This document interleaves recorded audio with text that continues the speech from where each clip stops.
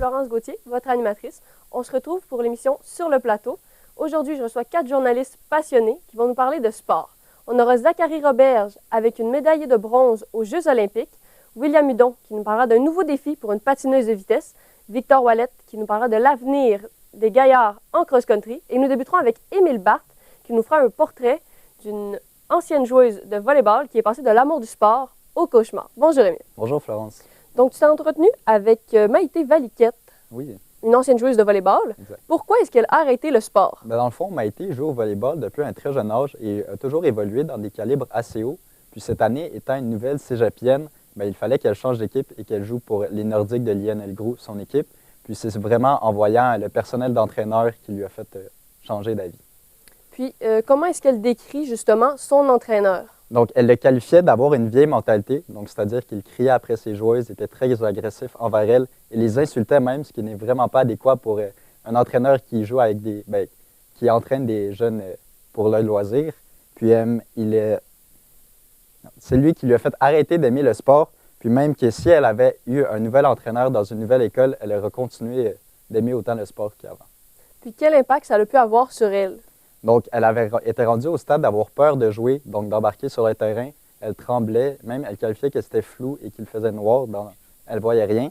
Puis, elle faisait de l'eczéma, puis des crises de panique aussi. Puis comment est-ce qu'elle a tenté de remédier à ce problème-là? Donc, étant quelqu'un qui se met beaucoup de pression, elle a essayé d'aller consulter un psychologue pour remédier à sa situation, mais malheureusement, il n'a pas réussi à aider Maïté. Quel rôle ses parents ont pu jouer dans cette situation? En voyant que le psychologue n'a pas réussi à l'aider, ses parents savaient qu'en connaissant leur fille, qu'elle allait juste se mettre de plus en plus de pression pour essayer de performer. Puis c'est à ce moment-là que ses parents lui ont dit on arrête tout, concentre-toi sur autre chose. Qu'est-ce qu'elle compte faire pour la suite? Dans le fond, Maïté, en ce moment, elle a pris une pause sportive, puis elle essaie vraiment de se concentrer sur ses études, étant donné que c'est quand même un gros changement ce qui se passe actuellement. Vraiment, elle veut faire une pause, puis c'est ça. Donc, merci beaucoup, Émile, de nous avoir parlé de Maïté Valiquette.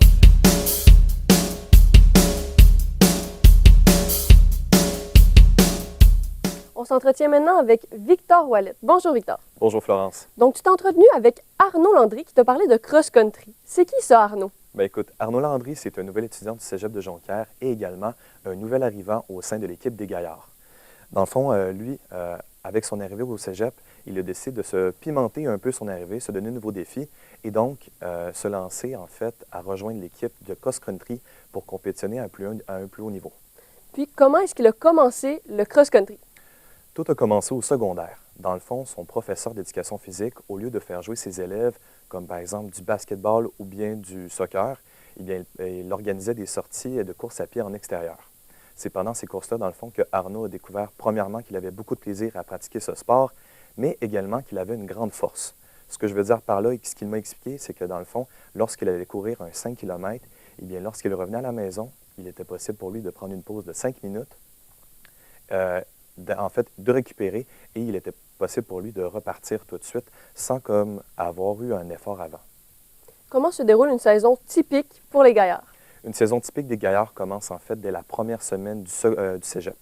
Donc les 14 athlètes des gaillards ont environ 2 entraînements par semaine pour se préparer pour les courses organisées pendant la saison. Donc pendant la saison, il y a beaucoup de courses qui sont organisées, oui, mais il y en a qui sont beaucoup plus importantes que d'autres, comme par exemple la régionale, la provinciale et également la course nationale, qui sont des courses qui vont ramener des personnes de partout au Canada. Est-ce que les gaillards ont bien performé durant les courses? Les courses, oui, se sont quand même bien passées. La régionale, ils l'ont réussi. Ça leur a permis de participer à la provinciale, mais malheureusement, c'est à celle-ci qu'ils n'ont pas réussi à se hisser assez haut dans le classement et donc ils n'ont pas pu participer à la nationale. Parfait. Merci beaucoup, Victor, de s'être entretenu avec nous sur le sport pour les gaillards.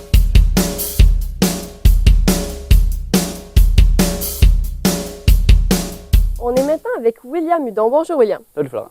Donc, tu t'es entretenu avec Kira Pagé, une patineuse de vitesse. Comment est-ce qu'elle a fait pour découvrir ce sport-là? En fait, elle a joué au hockey pendant 4 ans. Puis un jour, un entraîneur de patinage de vitesse l'a vu jouer.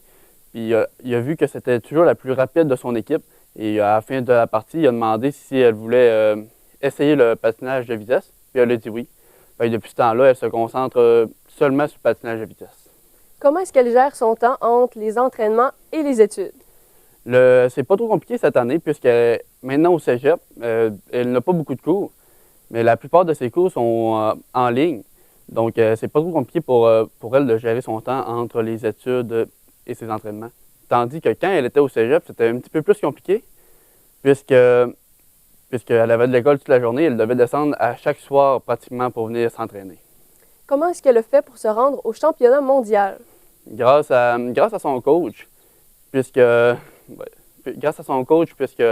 veut vraiment la pousser pour qu'elle devienne de meilleure en meilleure à chaque entraînement.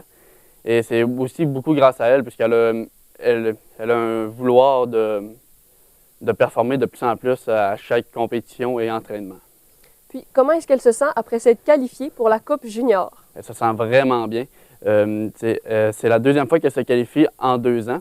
Et l'année passée, malheureusement, elle n'a pas pu y participer puisqu'elle a subi une commotion cérébrale.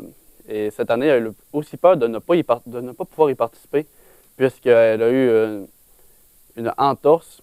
Mais malgré ça, elle a réussi à reprendre en main sa blessure. Et pour en fin de semaine, elle va pouvoir aller essayer de se rendre en finale à Calgary. Parfait, merci beaucoup, William.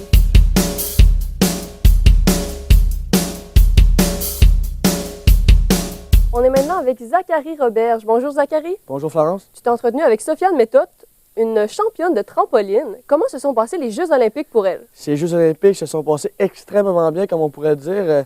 Elle qui arrivait là en gonflée à bloc, qui avait eu des bonnes performances aux dernières Coupes du Monde, championnat canadien, est arrivée là au meilleur de sa forme.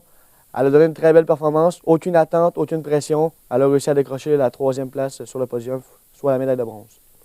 Parfait. Donc, parmi tous ces accomplissements, lequel dont elle est le plus fière? C'est sûr que pour une athlète olympique, elle a gagné beaucoup de médailles dans sa carrière, plusieurs bels accomplissements, mais selon elle, c'est vraiment là, il y a 2 ans, elle était plus capable de monter sur le trampoline, incapable d'avoir l'essentiel de son sport, blocage mentaux, rien n'allait, d'avoir réussi à surmonter ça, persévérer malgré toutes les embûches qu'elle a connues, réussir à remonter sur le trampoline, aller chercher la médaille de bronze cet été à Paris, c'est un accomplissement inoubliable pour elle. Puis quels sont ses objectifs pour le futur? C'est sûr que pour le futur, elle a quelques objectifs. On parle bien évidemment dans sa mire des Jeux olympiques de Los Angeles en 2028. Mais elle ne se met aucune pression encore une fois là-dessus, aucune attente. Elle va y aller année par année. C'est sûr qu'il y a les championnats canadiens qui arrivent cette année, ensuite les Coupes du monde à chaque année. C'est des petits objectifs à chaque année pour essayer d'atteindre l'objectif ultime, les Jeux olympiques en 2028. Puis quel exploit elle a réalisé aux Jeux olympiques? Aux Jeux olympiques, elle est devenue la première Québécoise à participer à l'épreuve de trampoline. Il faut dire que l'épreuve de trampoline a été instaurée aux Olympiques aux années 2000, aux Jeux olympiques de Sydney. Et aussi devenue, bien évidemment, la première Québécoise à remporter une médaille, ce qui est extrêmement un accomplissement incroyable pour notre province. Où est-ce qu'on pourra la voir prochainement? Prochainement, on va pouvoir la voir aux Coupes du monde, aux championnats canadiens, où bien évidemment, on essaie d'avoir les Jeux olympiques en 2028. Ça serait incroyable pour une Québécoise. Parfait, merci Zachary. Et merci à vous, chers téléspectateurs, d'avoir été présents pour cette émission de Sur le plateau. Merci à nos 4 journalistes, Zachary Roberge, William Hudon, Victor Wallet et Émile Barthes. Et on se revoit une prochaine fois sur le plateau.